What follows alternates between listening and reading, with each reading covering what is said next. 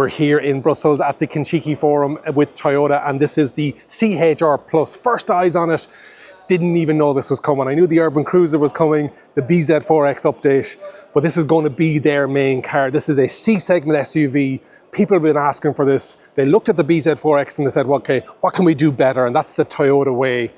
Bigger battery, range of up to 600 kilometers, 22 kilowatt fast charging on AC, DC 150 kilowatts, preconditioning, a good long wheelbase. So it's not just an electrified current CHR. I'm excited to have a look around this one, as you can tell. Let's get started.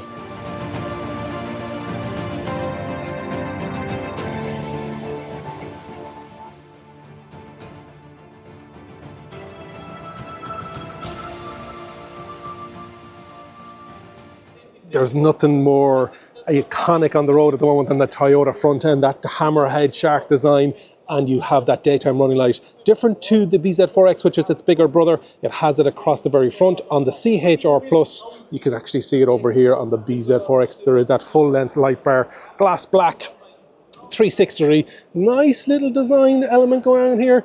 Toyota badging, high module in underneath here, and then unfortunately not real aero, just some fake aero, some glass black as we're coming to expect across that Toyota range. Beautiful tires. You're going to get them in a couple of different sizes, and today, if I can get it quickly, we are on Bridgestones. Can't see it on the front, lenses, and then on the rear we are on 235 50/20s, glass black pano sunroof, two-tone with this kind of metallic grey, glass black, 360-degree cameras, matte black down along the bottom. This is a super early production model, so they're going to open the doors and the boot for me. Glass black rear at the back. The boot is 416 litres. We will look at that in a minute. We've got that coast-to-coast tail bar with the broken dotted lines. Again, we're getting to see this badging, this BEV badging with that little Horizon all-wheel drive version. It comes in a front-wheel drive and an all-wheel drive, and you're going to see that CHR badging, but on the road, I think it looks phenomenal. People want that coupe SUV.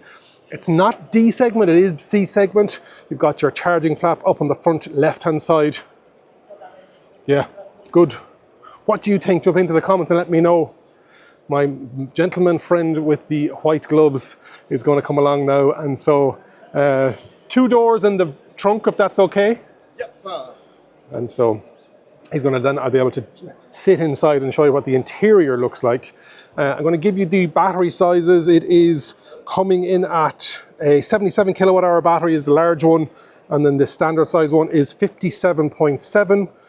As I mentioned, it comes in front wheel drive, but also in the bigger battery, then you can give the option of the front wheel drive and all wheel drive. Length overall is 4,520 millimeters, so 4.52 meters, and then the wheelbase is 2750, so 2,750.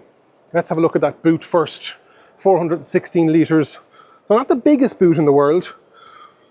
I can't really touch anything because it is all very much a prototype. The fact that they have to gently open the doors and stuff like that, but it's nearly flat, pretty wide. The fact that it's a hatch, and it's a 40-60 split. And then door handles up at the top here. Back door. He's going to open the back door for me as well now. So we have on the front, you've got some memory presets. You've got all your buttons down along here. Some decent storage space. And you can see the door handles up at that C-pillar. We'll do the rear first. So very similar to its sisters and brothers in the BZ4X. It's got that two-tone leather and fabric seating. Totally flat floor. And it has an electronically adjusted front pair of seats. You can see that pano sunroof in there as well. Armrest, 2 ISOFIX, and in the rear then you, very much like the BZ, you have the 2 USB Type-Cs and that venting at the back here. Nice rake on that seat, and you can adjust the angle of that as well. Tinted windows in the back of this one. Then in the front you can see we have that butterfly opening glove box either side. 2 cup holders, storage in underneath with USB Type-Cs and a USB Type-A. Not as much glass black, which I'm happy to see. It's kind of a matte silver. Wireless charging pads, that push center selector, 14.5 inch screen with optimization, battery preconditioning as well, which is good to see. Driver unit Again, very much down at the front of the windscreen. It's like a head-up unit, and you've got that ambient light that's in the dash, but on the door then it's in just in behind the door handles. Nice wood kind of grain effect on the plastic cladding there. Your odometer, brightness, auto trip, lights units are all down there. Reach and rake on the steering wheel, and then the steering wheel left hand side is lights and indicators, right hand side is wipers, and then cruise control on the left of the steering wheel. So the steering wheel is the interior is very similar to the BZ4X, it's just coming in a different form factor.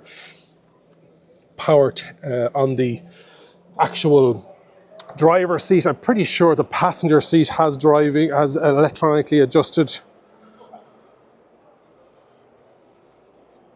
Yes, it does, as you can see it down there. So DC fast charging, as I mentioned, is 150 kilowatt, and then AC is up to 22 kilowatt depending on.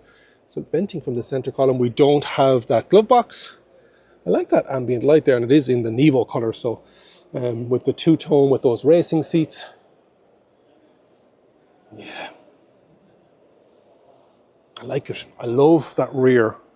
I will get them to close all the doors again, just so you can see what it looks like silhouette-wise.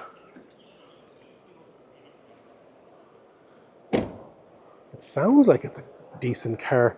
This is an interesting design feature. So you've got that clamshell brake line here on the bonnet, and then you've got this interesting on the cladding down here. It kicks down, and then it kicks back up again, and you've got that line that cuts across the door all the way up. I prefer this to the BZ4X, even though the BZ4X is bigger. The fact that this is a bigger battery, the fact that it's lighter, the fact that it's got a bigger WLTP. Look at that little dinky Toyota badge in at the back there. Yeah, and it's got some nice aero elements at the top here.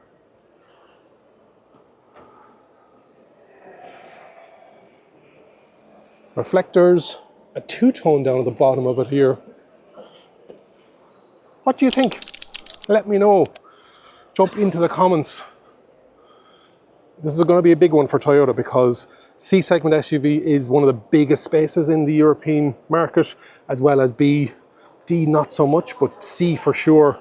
And I think with the CHR Plus, they're going to have a great job on their hands. Looking forward to driving it at some stage this year. We're going to see it in certain markets in 2025, the rest of the markets in 2026, so it won't be with us straight away. If you're already subscribed to the channel, please do so. Hit the like button, leave a comment, and remember, if you think an EV is for you, leave it to me and I'll review.